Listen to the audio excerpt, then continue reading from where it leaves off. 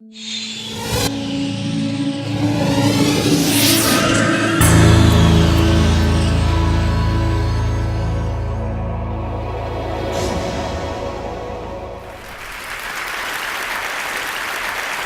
think I'll start out and just talk a little bit about what exactly autism is. Autism is a very big continuum that goes from very severe, the child remains nonverbal, all the way up to brilliant scientists and engineers. And I actually feel at home here because there's a lot of autism genetics here. You wouldn't have any...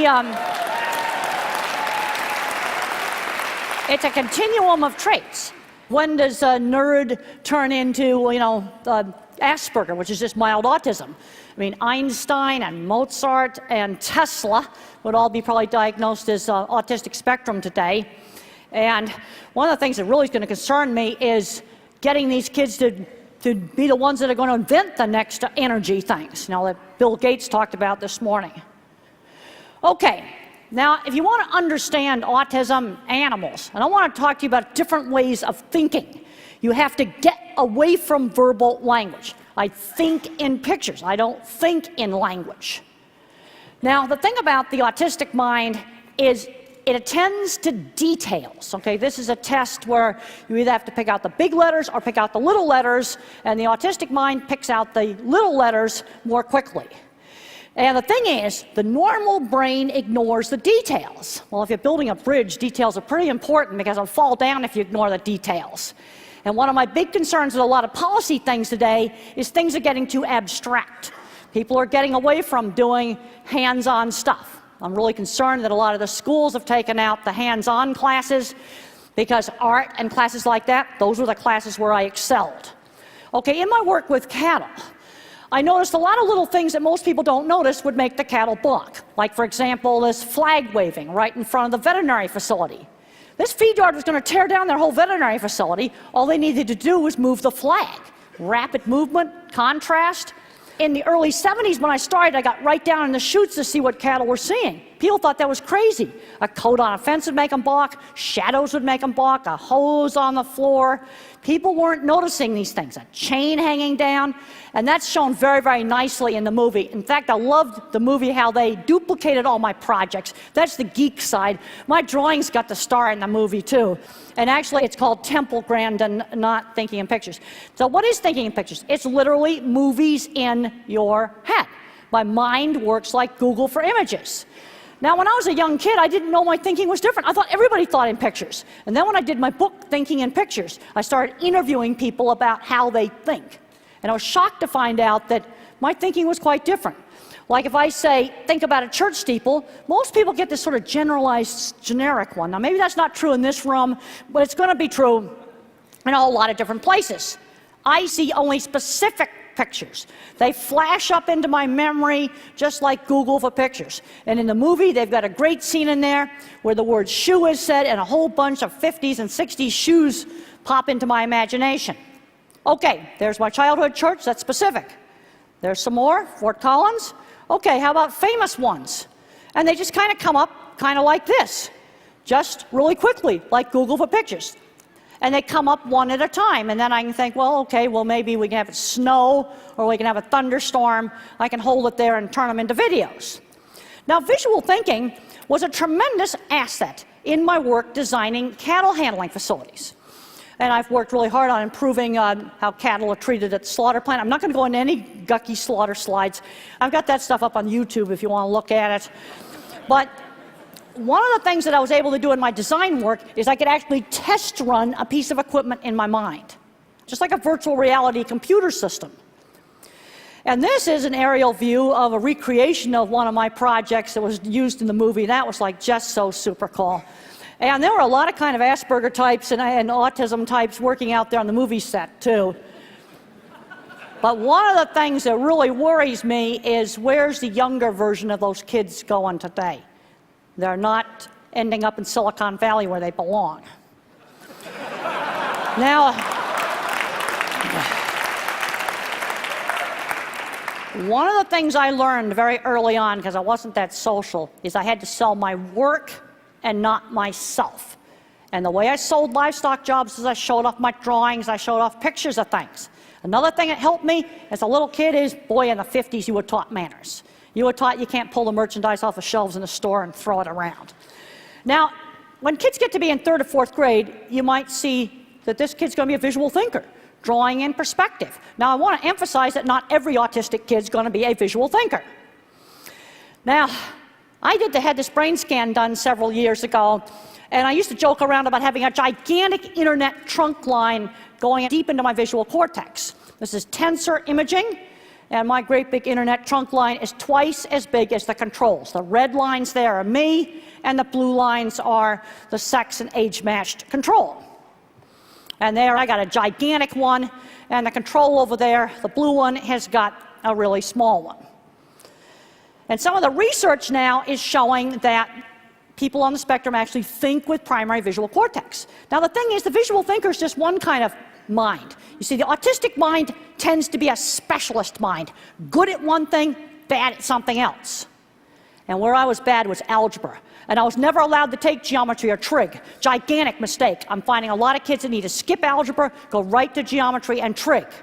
Now another kind of mind is the pattern thinker, more abstract. These are your engineers, your computer programmers. Now this is pattern thinking. That praying mantis is made from a single sheet of paper. No scotch tape, no cuts, and there in the background is the pattern for folding it. Here are the types of thinking. Photorealistic visual thinkers like me. Pattern thinkers, music and math minds. Some of these oftentimes have problems with reading. You also will see these kind of problems with kids that are dyslexic. You'll see these different kinds of minds. And then there's a verbal mind. They know every fact about everything. Now another thing is the sensory issues. I was really concerned about having to wear this gadget on my face. And I came in half an hour beforehand so I could have it put on and kind of get used to it, and they got it bent so it's not hitting my chin. But sensory is an issue. Some kids are bothered by fluorescent lights. Others have problems with sound sensitivity. You know, it's going to be variable. Now, visual thinking gave me a whole lot of insight into the animal mind. Because think about it, an animal's a sensory-based thinker, not verbal. Thinks in pictures, thinks in sounds, thinks in smells. Think about how much information there is there on the local fire hydrant. He knows who's been there, when they were there, are they friend or foe? Is there anybody he can go mate with? There's a ton of information on that fire hydrant. It's all very detailed information. And looking at these kind of details gave me a lot of insight into animals. Now, the animal mind, and also my mind, puts sensory-based information into categories. Man on a horse and a man on the ground, that is viewed as two totally different things. You can have a horse that's been abused by a rider. They'll be absolutely fine with the veterinarian and with the horseshoer, but you can't ride him. You have another horse where maybe the horseshoer beat him up, and he'll be terrible for anything on the ground with the veterinarian, but a person can ride him. Cattle are the same way. Man on a horse, a man on foot, they're two different things. You see, it's a different picture. So I want you to think about just how specific this is. Now, this ability to put information into categories, I find a lot of people are not very good at this. Like when I'm out troubleshooting with equipment or problems with something in a plant, they don't seem to be able to figure out, do I have a training people issue or do I have something wrong with the equipment? In other words, categorize equipment problem from a people problem. I find a lot of people have difficulty doing that. Now let's say I figure out, is an equipment problem, is it a minor problem with something simple I can fix, or is the whole design of the system wrong? People have a hard time figuring that out. Let's just look at something like, solving problems with, making airlines safer. Yeah, I'm a million-mile flyer. I do lots and lots of flying. And, like if I was at the FFA, what would I be doing a lot of direct observation of? It would be their airplane tails.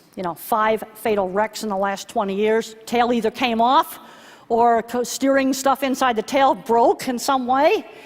It's tails, pure and simple. And when the pilots walk around the plane, guess what? They can't see that stuff inside the tail. Now as I think about that, I'm pulling up all of that, specific information. It's specific. See, my thinking's bottom up. I take all the little pieces and I put the pieces together like a puzzle. Now here's a horse that was deathly afraid of black cowboy hats. He'd been abused by somebody with a black cowboy hat. White cowboy hats, that was absolutely fine. Now, the thing is, the world is going to need all of the different kinds of minds to work together. We've got to work on developing all these different kinds of minds. And one of the things that's driving me really crazy as I travel around and I do autism meetings is I'm seeing a lot of smart, geeky, nerdy kids. And they just aren't very social, and nobody's working on developing their interest in something like science. And this brings up the whole thing of my science teacher. My science teacher is shown absolutely beautifully in the movie. I was a goofball student when I was in high school. I just didn't care at all about studying until I had Mr. Carlock's science class. He was now Dr. Carlock in the movie. And he got me challenged to figure out an optical illusion room. This brings up the whole thing of you got to show kids interesting stuff. You know, one of the things that I think maybe TED ought to do is tell all the schools about all the great lectures that are on TED. And there's all kinds of great stuff on the internet to get these kids turned on. Because I'm seeing a lot of these geeky, nerdy kids, and the teachers out in the Midwest and other parts of the country, when you get away from these tech areas, they don't know what to do with these kids. And they're not going down the right path. The thing is, you can make a mind to be more of a thinking and cognitive mind, or a mind can be wired to be more social. And what some of the research now has shown in autism is there may be extra wiring back here in the really brilliant mind, and we lose a few social circuits here. It's kind of a trade-off between thinking and social. And then you can get into the point where it's so severe, you're going to have a person that's going to be nonverbal. In the normal human mind, language covers up the visual thinking we share with animals. This is the work of Dr. Bruce Miller, and he studied Alzheimer's patients that had frontal temporal lobe dementia. And the dementia ate out the language parts of the brain, and then this artwork came out of somebody that used to install stereos in cars. Now, Van Gogh doesn't know anything about physics, but I think it's very interesting that there was some work done to show that this eddy pattern in this painting followed a statistical model of turbulence. This brings up the whole interesting idea of maybe some of this mathematical patterns is in our own head. And the Wolfram stuff, I was taking notes and I was writing down all the search words I could use, because I think that's going to go on in my autism lectures. We've got to show these kids interesting stuff. And they've taken out the auto shop class and the drafting class and the art class. I mean, art was my best subject in school. We've got to think about all these different kinds of minds, and we've got to absolutely work with these kind of minds, because we absolutely are going to need these kind of people in the future. And let's talk about jobs. Okay, my science teacher got me studying because I was a goofball that didn't want to study. But you know what? I was getting work experience. I'm seeing too many of these smart kids that haven't learned basic things like how to be on time. I was taught that when I was 8 years old. You know, how to have table manners at Granny's Sunday party. I was taught that when I was very, very young. And when I was 13, I had a job at a dressmaker's shop selling clothes. I did internships in college. I was building things. And I also had to learn how to do assignments. You know, all I wanted to do was draw pictures of horses when I was little. Mother said, well, let's do a picture of something else. They've got to learn how to do something else. Let's say the kid's fixated on Legos. Let's get them working on building different things. The thing about the autistic mind is it tends to be fixated. Like if the kid loves race cars, let's use race cars for math. Let's figure out how long it takes a race car to go a certain distance. In other words, use that fixation in order to motivate that kid. That's one of the things we need to do. And really get fed up when the teachers, especially when you get away from this part of the country, they don't know what to do with these smart kids. It just drives me crazy. What can visual thinkers do when they grow up? They can do graphic design, all kinds of stuff with computers, photography, industrial design. The pattern thinkers, they're the ones that are going to be your mathematicians, your software engineers, your computer programmers, all of those kinds of jobs. And then you've got the word minds. They make great journalists, and they also make really, really good stage actors. Because the thing about being autistic is I had to learn social skills like being in a play. You just have to learn it. And we need to be working with these students, and this brings up mentors. You know, my science teacher was not an accredited teacher. He was a NASA space scientist. Now, some states now are getting it to where if you have a degree in biology or a degree in chemistry, you can come into the school and teach, biology or chemistry. We need to be doing that. Because what I'm observing is the good teachers for a lot of these kids are out in the community colleges. But we need to be getting some of these good teachers into the high schools. Another thing that can be very, very, very successful is there's a lot of people that may have retired from, working in the software industry. And they can teach a kid. And it doesn't matter if what they teach them is old. Because what you're doing is you're lighting the spark. You're getting that kid turned on. And you get them turned on, then you'll learn all the new stuff. Mentors are just essential. I cannot emphasize enough what my science teacher did for me.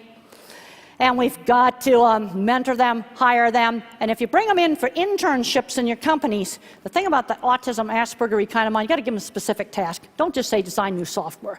You got to tell them something a lot more specific. Well, we're designing software for a phone, and it has to do some specific thing, and it can only use so much memory. That's the kind of specificity you need.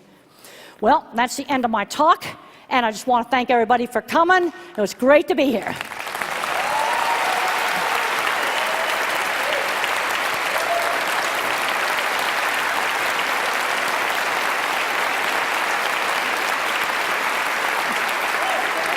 Okay. Oh, you have a question for me? Yeah, okay. Yeah. Thank you. Thank you so much for that. You once wrote, I like this quote, "If by some magic autism had been eradicated from the face of the earth, then men would still be socializing in front of a wood fire at the entrance to a cave." Because who do you think made the first stone spear? It was the Asperger guy, and if you were to get rid of all the autism genetics, there'd be no more Silicon Valley, and the energy crisis would not be solved. So I want to ask you a couple other questions, and if any of these feel inappropriate, it's okay just to say next question. But if there's someone here who has an autistic child or knows an autistic child and feels kind of cut off from them, what advice would you give them? Well, first of all, we got to look at age. If you have a 2, 3, or 4-year-old, no speech, no social interaction, I can't emphasize enough, don't wait. You need at least 20 hours a week of one-to-one teaching. The thing is, autism comes in different degrees. There's going to be about half the people on the spectrum that are not going to learn to talk, and they're not going to be working in Silicon Valley. That would not be a reasonable thing for them to do. But then you got these smart, geeky kids, the touch of autism, and that's where you've got to get them turned on with doing interesting things. I got social interaction through shared interests. I rode horses with other kids. I made model rockets with other kids. Did electronics lab, with other kids. And in the 60s, it was gluing mirrors onto a rubber membrane on speaker to make a light show. That was like, we consider that super cool. Is it unrealistic for them to hope or think that that child loves them, as some might most wish? Well, let me tell you, that child will be loyal, and if your house is burning down, they're going to get you out of it. Wow. So most people, if you ask them what are they most passionate about, they'd say things like, my kids, or my lover, or... What are you most passionate about? I'm passionate about that the things I do are going to make the world a better place. When I have a mother of an autistic child say, my kid went to college because of your book or one of your lectures, that makes me happy.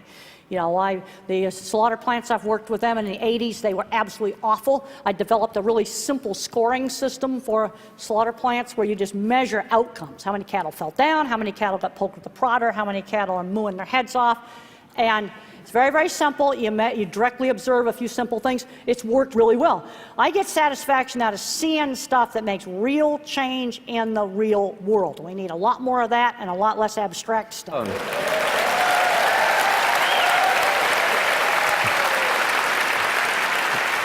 When we were talking on the phone, one of the things you said that really astonished me was, you said one thing you were passionate about was server farms. Tell me about that. Well, the reason why I got really excited and I read about that, it contains knowledge. It's libraries.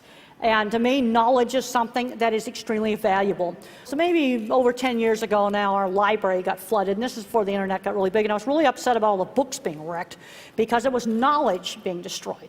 And server farms or data centers are great libraries of knowledge. Temple, can I just say it's an absolute delight to have you at TED. Well, thank you so much. Thank you.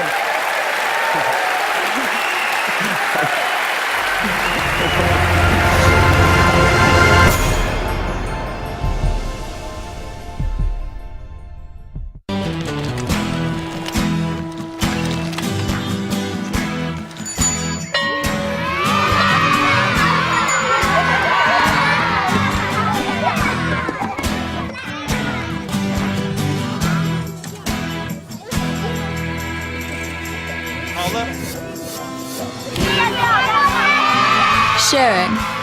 That's video on the Human Network. Siska, welcome to the Human Network.